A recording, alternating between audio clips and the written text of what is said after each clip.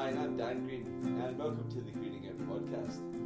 Now, this is episode 4, and the topic's going to be about government welfare. Katie's just in from work, so yes. I'm going to go and get myself ready for a chill out session, and while I do that, Dan's going to give you a brief history. Yeah, just a brief kind of overview of me. Yeah, so we'll just start right now. So, I've been thinking about the welfare state a lot, and I've actually gone into it a little bit. And I read what I could understand of the National Assistance Act of 1948. That was under the Labour government. Now, I don't think that they would have dreamed that this safety net, which seemed to be their general idea, would act like they set up after World War II, when society was in just such a crazy place. I don't think they would have envisioned the kind of welfare culture we have now. You know, the welfare state in Britain as a whole is wildly out of control.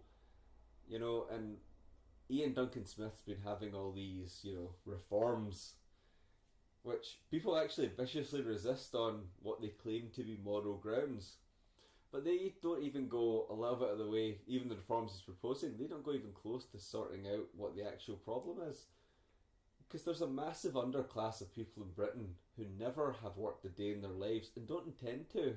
And they're quite content to suckle on the tits of big government for the rest of their lives. You know, we even have the farce of people in this country having vast amounts of children just so they can have more money and bigger houses. They're basically taking government grants for having sex. And Katie's just joined us on that sex note. On that note, can I just say She's something? Been hearing me do my intro. I would like to perhaps, while we're doing this, go onto the computer, because today I was in a shop and I saw on the cover of a British newspaper that a mother apparently told her teenage daughter to have a baby purely for the benefits.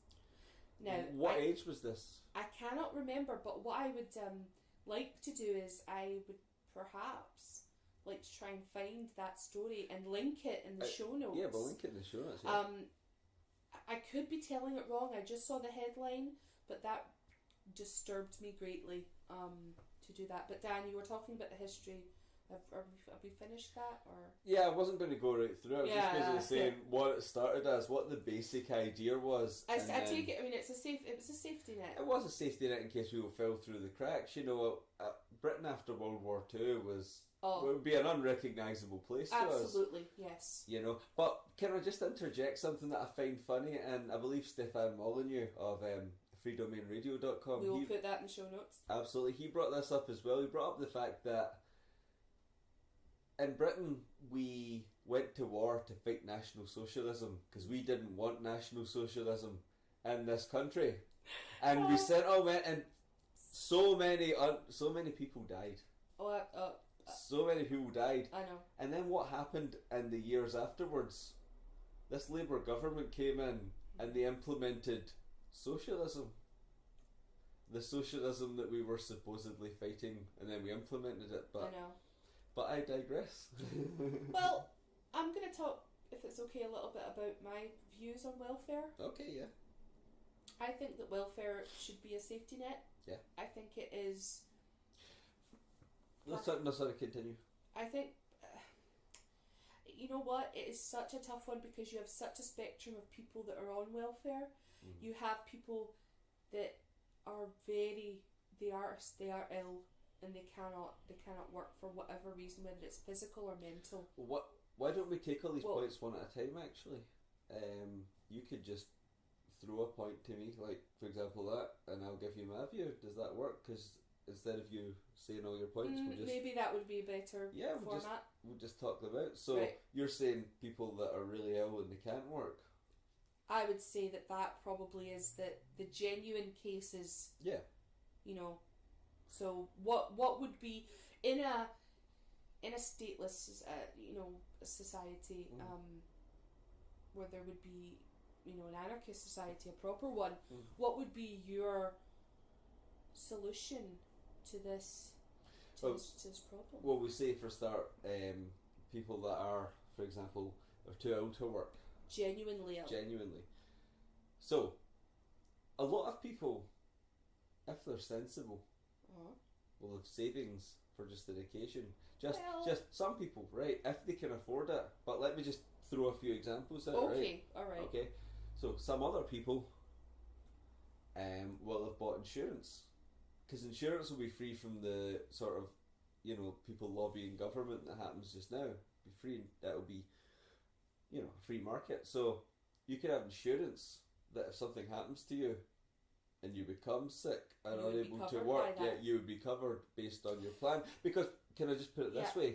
If I walked up to the insurance companies now in a free market and I said, listen, I'm worried I might get paralysed someday, right? And you can give me a premium and I'll agree to pay it in case I get paralysed, so I'll be taken care of.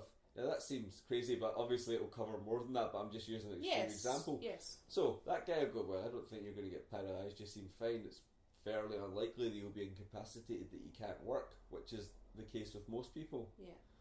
So they'll be like, yeah, I'll insure you, here's a price, and you'll be fine to pay that price, because they'll probably think, well, it won't happen. It won't the chances of it happening the chances of it happening are very unlikely, and you'll think, well, just in case it does, I'll have it covered. Yeah. So that's another way. But I've got another one, but that's just another one how that could be covered. It could be covered by insurance. The third one I have is purely charity, because if you've got more money going to people, the currency's fairer, we're not paying taxes, people will support charities. Like, people will say to you, oh, don't you worry in a stateless society that the sick won't be helped. And I go, well, I would help the sick, would you? And that person will say usually, yeah, I'd help the sick. Well, fine, then we'll give them money. I mean, I give money to the SSPCA just now. They're not a government agency. Yeah, charity. They're just a charity, and I like to help them. Yeah. Give them money every week. But so I think that's a reasonable, I think insurance would probably be a good idea for that. And I also would like to say that it would be different from today's insurance, where they have people to it's actually someone's job to try and disprove. They would probably still have that element, but I think just being in a more open market, it would completely change the face of insurance. I'm trying to just sort of go through in my mind my other points about welfare now. Okay, so I was talking about a spectrum before we talking about that. There is a very large spectrum of people that are on welfare. Yeah. You have the one end where people are ill. In the same category as well, you do have people that are genuinely looking for work. I've met many of these people. People are qualified and they are genuinely looking for these jobs, and I believe in a stateless society, the job market would be so much more vast. I'd like to go to Dan now, because I think Dan I can see it in his eyes. He wants to say something. I was just going to give you a quick example, because you're right, because the job market would open right up in a stateless society, because if you privatise one of my main things was privatise, so no public land, everything's privately owned, and there's a lovely park near us. Oh yes. Yeah, and if that was, we can't go near that at night, because at night it's just, you're taking your life in your hands, going anywhere near it. You don't want to go there at night. Now, we've been to places like, for example, we went on a lovely holiday last year to Florida. We went to Disneyland, Universal Studios, and I'm very pleased to walk around there at night. I'm not scared at all. It's a private park. They know that if someone gets raped or murdered in their park, it's a big deal. So they go to pains to make the park safe. Yes. So if this park down by us was private, then I'm sure that they would maybe charge a season ticket. A lot of people use it, and I would be happy to pay a season ticket, and it would be lit at night. There'd be security guards, maybe even a nice cafe or a bar or something where people can hang out. And I would love that. I would go there like every night if that was the case. I think I would be, as soon as we do our Barney's Last Walk, I'd be up there every night. It would be lovely. And I would love that. So, and then think about this. Then all that just creates so many jobs in the local community, and if that's been done on a mass scale, now some people would say, oh, but what if they just concreted over the park or something, even though there's a river running through it? But they would say things like, what if they just concreted over the whole thing and put up flats? Yeah. Do you think the local community love that park. The place is full. See, on any even not even a sunny day, even on a rainy day, I still see lots of people walking about in it. And on a sunny day, it's just packed. So, do you think the local community would take someone building whatever, like just making it all concrete and flats, and they wouldn't have that at all, because local community would be up in arms and they would be raging, there'd be a boycott on them, it would just go crazy. But if they actually made it into something the community loved, they would make so much more money, because that's just common sense. I know. I'm not any property developer, but that just makes more sense than just ruining something that make everyone pissed off with you. Well, that's the the job market, that would create a lot more jobs. Absolutely. I think if you really look into privatisation, a lot of people hear the word privatisation, they go, ah! Thatcher! Oh no, Thatcher! She's coming! But I think you have to take away that stigma from that word, because if you really think about it, the problems of today's economy a lot of them could be solved by this, and that's frustrating. But anyway, we're talking about the spectrum, so I've already gone through 2 points, and Dan has given me some answers to that, so that's quite good to do it this way, I think, going down the line. Now, I've talked about the genuine cases of people that for whatever reason need to claim benefits, and we talked about the various insurance and charity options that would be available in an anarchist society.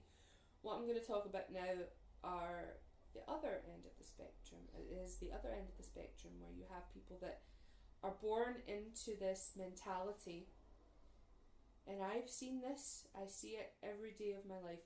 They're born into this mentality of, you don't need to work. You can, but you don't have to. You can live off of the government. And living off the government, by the way, is such a weird word. You're living off the taxpayers. Anyway, so you do have these people that are born into this mentality of, you don't have to work. You can if you want. You need to work pretty hard though. You need to get up early. You don't have as much free time. So if you were, say your parents said to you when you were young, you can either earn £10 by doing work, or you could earn £10 by doing nothing. Now, I'm sure a lot of people would rather get the money and do nothing. There is something to be said for a hard day's graft, a hard day's work, earning your money, but not everybody has that mentality about them, okay? And I think the problem is you do have these people who've just never worked a day in their lives, and they feel entitled. I hear the word entitled a lot, but we're entitled, I'm entitled. And that is, I think, where you have this problem, Dan. Yeah, because you're absolutely right, because they say entitled as if it's somehow some kind of inalienable human right that people that work hard pay for them to do nothing. And they think that's like a human right, like the right to life. But that's what works in their mind. But the government will keep telling you, we're getting tough on welfare because it sounds good. But they want these drones because, of course, even if we take the little bits of welfare, like people that work maybe get some kind of child benefit or something, or some kind of tax credit, then the government's got their paws in everyone's wage slip. So then they can pull it back or give it out depending on when they feel like it. I know. And when it suits them. I'm not really talking about, I'd like to leave out of the equation things like working tax credit and child benefit. Like too complex for the purpose of this conversation. I think that's a separate issue actually. Okay. So I'd like to leave that out of it. But what I would like to talk about is things like employment support allowance, which is what you get when you're too sick, you're ill. Right. That's what you get when you're ill. I feel we addressed that question. And I'm going to maybe go into a bit about what you actually receive, not amounts wise, but the different sort of benefits. Right. Okay. You have your job seekers allowance. You have your employment support allowance. There used to be something called income support. I do believe that they scrapped that. Yeah. So now you have your job seekers and your employment support allowance, and it's. Do you know what? I'm not very sure where I'm going with this. Oh, you're just spelling them out because like you've got all these different levels of it, you know, like yeah, you have different things for different situations. If like, you're looking for a job, you get job seekers allowance. Well, they say that, but what we really mean is the people that never had a job. Mm-hmm. What they're technically on is job seekers allowance, Yeah. and then sometimes they're on it into their 40s, 50s, whatever. You have a generation actually of people now who have never worked, who are actually going to be nearing retirement. And just to tie it back to the start, that's what I'm saying. See, in 1948, I'm not sure why they proposed it anyway. Doesn't make sense, but I think they thought in their minds that it wouldn't grow. I think they thought it's like, that's my criticism of minarchism. You know, in minarchism they say, which is a small government. Yeah, we just have a vastly reduced government, and that'll be fine. But then it inevitably grows and grows and grows, because that's the nature of it. So, like, if I could just finish this thought, so that's the nature of government, is to just grow. I mean, look how in such a short time it took the United States from a kind of minarchist government to the imperial power that it is now. So these things always grow. So like, so that's why I'm not a fan of minarchism, because I think it will just grow and we'll just be back to where we were again in a few years, and they'll always find a reason. But just to tie this back, that's what I was thinking.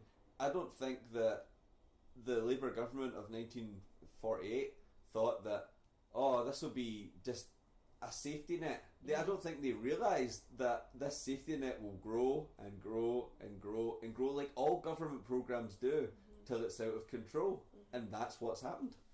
Do you think that part of the reason why it was introduced in 1948 is you might have had a lot of people after the war with severe PTSD and, you know, shell shock, things like that? Perhaps they were looking for a way to help those people. You know, maybe that was a factor. No, that's a really good point, because that's exactly what I think drove them to do it. I don't think they were trying to enforce control on people.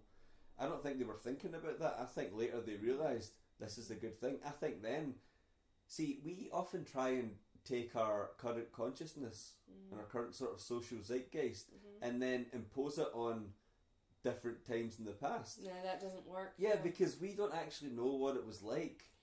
We don't know. I mean, you had 2 world wars in a short space of time. 2 of the most horrific wars ever. And people were, you know, in Britain especially, there was just very much this keep calm and carry on sort of mentality, but that can only keep going for so long. There was husbands and sons dying all over the shop by the millions. Aye, and the thing was, I mean, I think the NHS at that time was a good thing to introduce. Like I said, it still seems bizarre that they would introduce socialism after fighting National Socialism. I know. But that being said, I don't think there was any kind of evil intention behind it. No. I think, like I said, we don't know how they thought then, and the fact is they thought we need to help these people because there were so many people from both wars still alive, still wounded, and in a mess.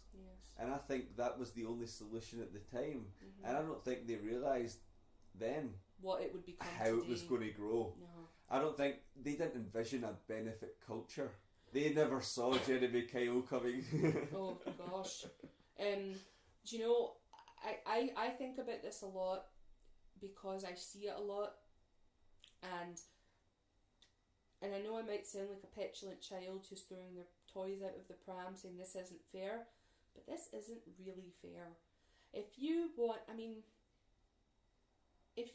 don't want to work, don't work, but don't expect to get money for nothing. Exactly. If you don't put in, how can you expect to get it back? Exactly. There's no such thing as a free lunch. You know, somebody has to pay. This is what, and when people talk about things, and my favourite is when people talk about their free healthcare. We have free healthcare. No, we don't. We pay for that through our taxes. That is another show, and we will do that because we've been talking a lot. We're going to do healthcare, but I'd also like to say something about. You also have something called your national insurance, which is what you pay for your NHS, and also your stamp. That's like your pension. That's how you get your pension when you're older.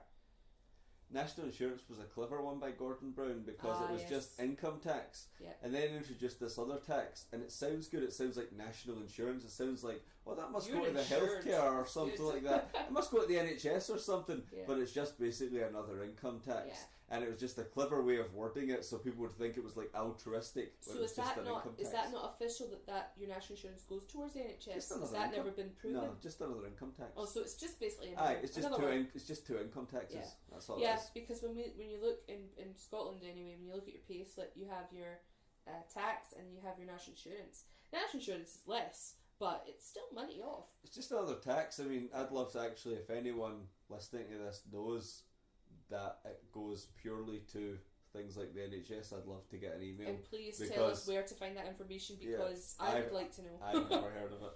As far as I can tell, it's just another income tax and a really, really clever way of wording it. I know that it's all to do as well with your pension. And what I was saying earlier was we have a generation of people that have never worked a day in their life who are going to be retiring. And how can they expect to get something? Well, that's actually a brilliant point you bring up. How can they expect to be supported through the road? I mean, for example, I am 28. I don't expect there to be any pension plan when I get to 65 or whatever it is. I don't expect there to be anything. I have to start thinking about that. Dan has for one, yourself, yeah. but I don't have a pension plan. I have to start thinking about that. I have one. Yeah. So, but that's what I'm saying. Like, yeah. You have to plan ahead. You have got this situation. I know it's a weird situation now. We have the baby boomers and there's much more older people, you know, and not enough young people to support them. Yeah. Another issue with this, but let's not go too into that. But you're right. At least if now you've got pensioners who put into the system all their life, then you could make the argument that they deserve it. We're going to have these generations, and it's coming soon. It's going to come. Yeah, and we're going to have these generations of people who have never paid into the system all their life, but keep getting paid into their old age. At what point does it break? Does it break down? Because the NHS, for example, they cut their budget every year. Of course. I work in a field that's close to the NHS, and their budgets get slashed every year. Something's got to give at one point, you know. And I wonder what it's going to be. Well, that's the thing. I mean, like I said, I know government love to control people because they get their tentacles into everyone. Absolutely. You know, with like, oh, we might withdraw it or we might increase it depending on how we want you to feel. But you're right. Where does this give? Because, for example... Can I just say, the idea of welfare was supposed to help people. Mm-hmm. That was the idea. It was meant to help people.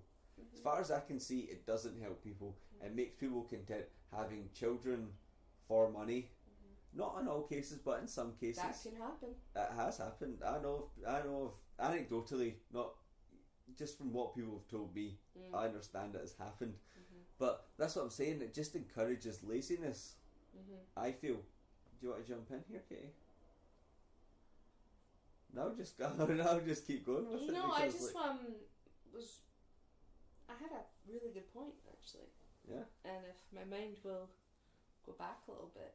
It's alright. Like that's try to remember it. Yeah, that's just all I'm saying is like, it seems to me that the idea is they market it as it's helping people.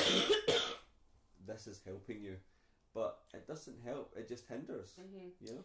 I mean, what I was going to say is, and I know this sounds like a really crazy out there thing to say, right? But I'm putting on my tinfoil hat for a second. Well, I've already got mine on. Yes, you do. And I'm just going to put it out there and see if this makes sense to anybody else. Say you have an entire country on welfare. Say that you have that. Yeah. Well, in fact, no, that wouldn't work. No, it could work. Well, yeah, let's go this 1984. Let's do this. Let's say we had an entire country on welfare. Because that's what a totalitarian communist society is. Because the government pays everyone's wages. Yes. So here's an example. Say the government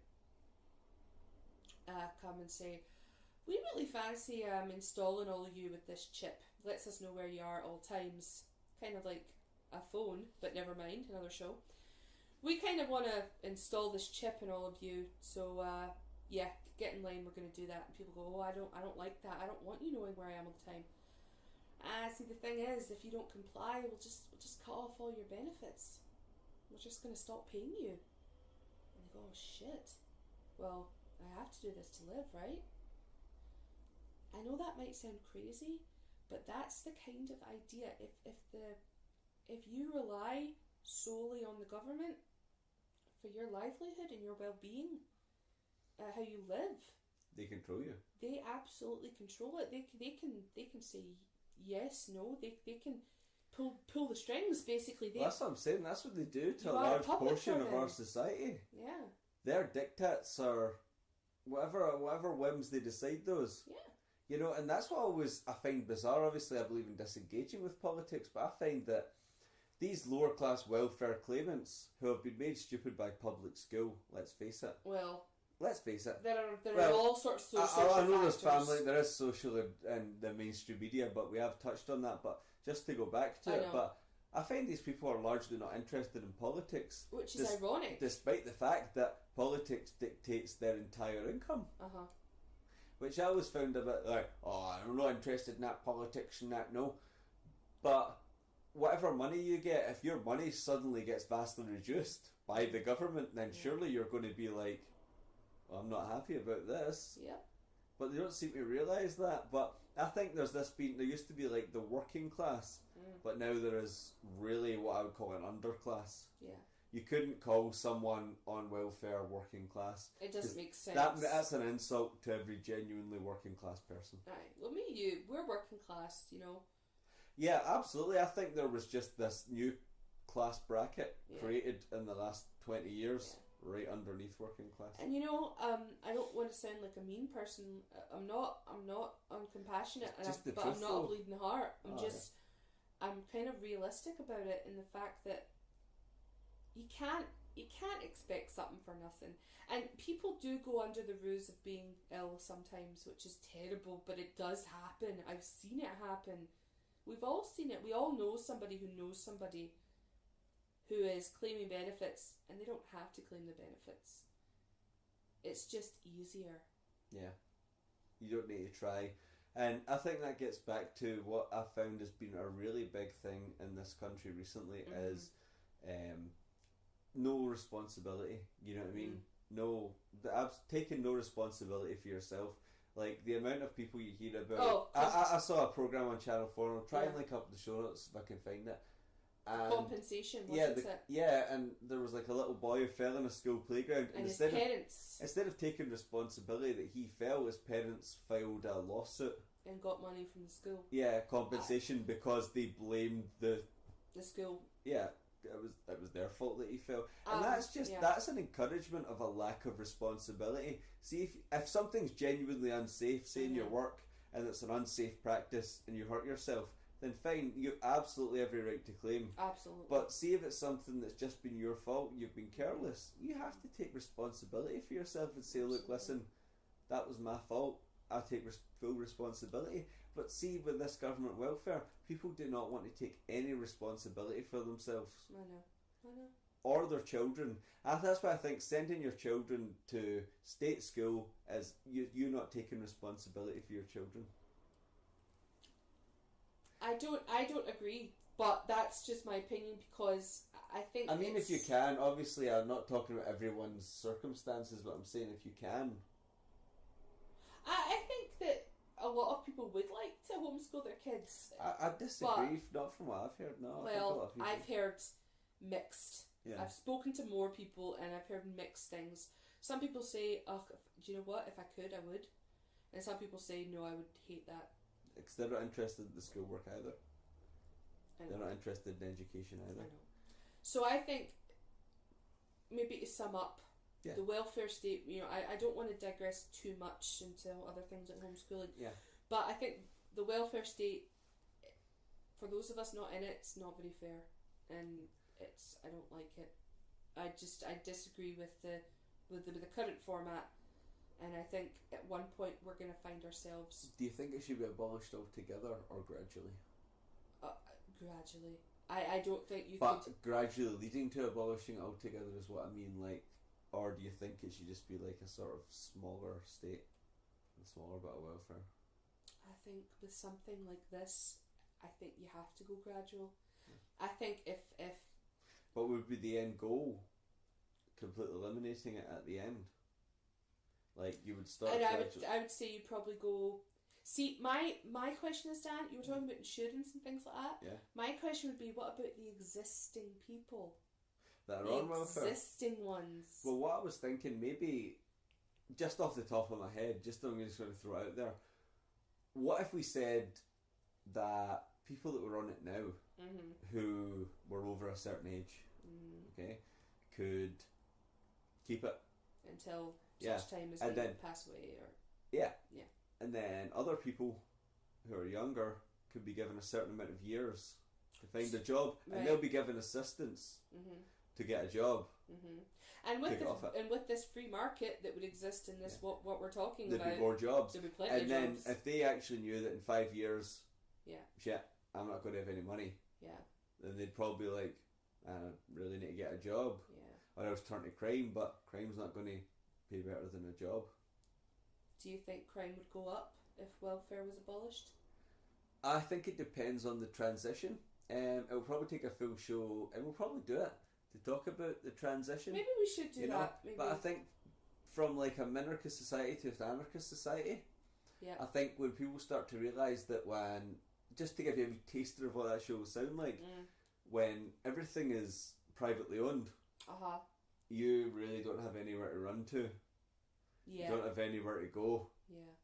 If you break the law, when you're all in voluntary contracts with people and you violated all of them by breaking the law, then it's going to be very difficult. You want to go and sleep in a park, you don't own the park, you can't get in the park, there's security guards in the park. Aye. Park's private. So that's what but that's a wee taster of something that's to come. But yeah, we were summing up. But I just think I don't think that government welfare actually helps anyone. I think all it does is just foster a sort of culture of people that don't want to take responsibility for themselves. I feel it's so important to stretch though that it's not all like that. I know there is other... The genuine cases, I have respect for that, and for now I'd like to leave that alone because I feel it's such a sensitive subject. I think they can get dealt with, but we've already addressed that. I know. I just feel it's really, really important. Yeah. But what is true, I think, just to end this, just to round it off, I think it really needs to be looked at, and I think that all governments, of whether they're red, blue or yellow in Britain, I think all they care about is keeping their tentacles into people, and all their claims about welfare are just false. Basically, I don't think welfare helps really ultimately, and I think there needs to be a massive change. I think I'm going to sum up by saying something's got to give, and I dread the day that it happens, because something big is going to happen. It might work out well. You never know. But it might not. Anyway, thanks for listening. Thank you so much. Get in touch. greetingoutpodcast.co.uk or .com now. We've actually found the .com, greetingoutpodcast.co.uk. Feel free to check out our blogs and stuff. Please do. Can donate to the show. There's many buttons if you like what you hear. many buttons. Oh yeah. It's how we fund our show, and we fund it through our second-hand bookshop as well. So absolutely, you might see a great book you want. We've got hardcovers, paperbacks, fiction. We always non-fiction. try and give fair prices, because obviously we know that there's a free market for selling books. So of course. we have to try and.